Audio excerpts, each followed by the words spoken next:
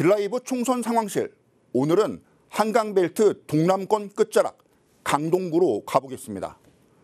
현재 강동 갑을 선거구는 더불어민주당이 2개 의석을 모두 차지하고 있습니다. 하지만 서울시장 선거와 대선에선 판세가 뒤집혀 보수 진영이 우위를 차지했는데요. 현재 시점에선 50대 50으로 보는 게 정확하다고 판단됩니다.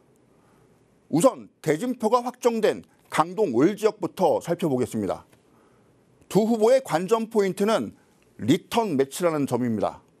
지난 총선에서는 삼선구청장을 역임한 이해식 후보가 상대를 12% 이상 격차로 눌렀습니다. 아무래도 조직력과 인지도 면에서 이해식 후보가 우위에 있었다는 게 당시 중론입니다. 하지만 이번 판세는 안개 속입니다. 최근 한강벨트를 따라 민심이 바뀌면서 팽팽한 대결이 예상되기 때문입니다. 강동을은 재개발, 재건축, 교통 이슈가 강력하게 작용하는 지역입니다.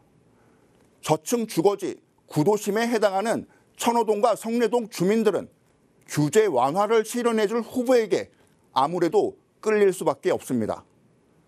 또 국토부가 발표한 GTX-D도 강동 경유는 계획일 뿐 앞으로 예타를 통과해야 하는 관문이 남았습니다.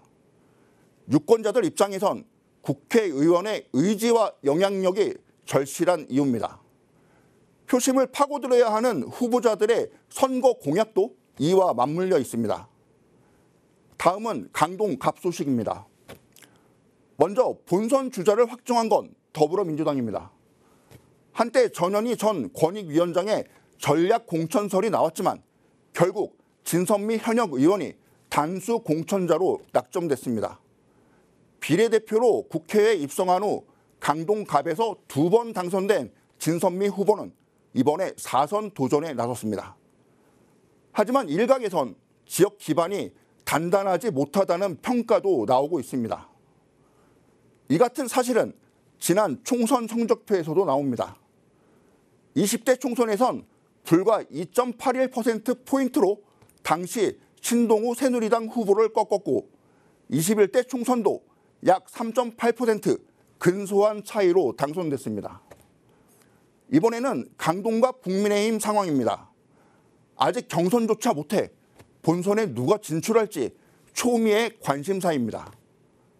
판사 출신 비례대표 전주의 의원이 진선미 후보의 맞수로 관축됐지만 윤희석 국민의힘 선임 대변인이 공천 경쟁에 뛰어들었습니다.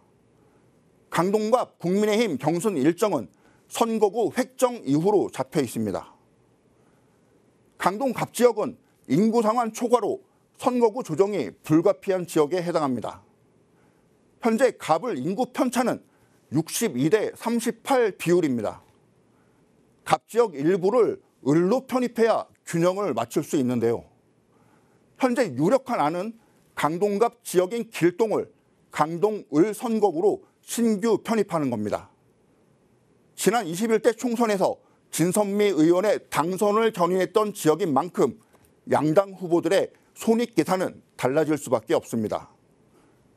최근 불거진 강동농협의 정치자금법 위반 혐의도 변수로 작용하고 있습니다. 경찰에 따르면 직원 동의 없이 급여에서 정치 후원금을 공제한 의혹을 받고 있습니다. 문제는 후원금 계좌의 당사자가 국민의힘 전주회 의원이라는 겁니다.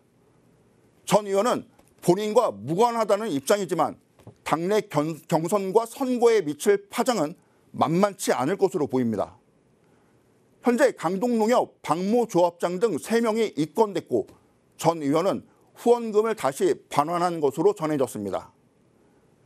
지금까지 리턴 매치가 성사된 강동을과 혼돈을 겪고 있는 강동갑 상황 전해드렸습니다.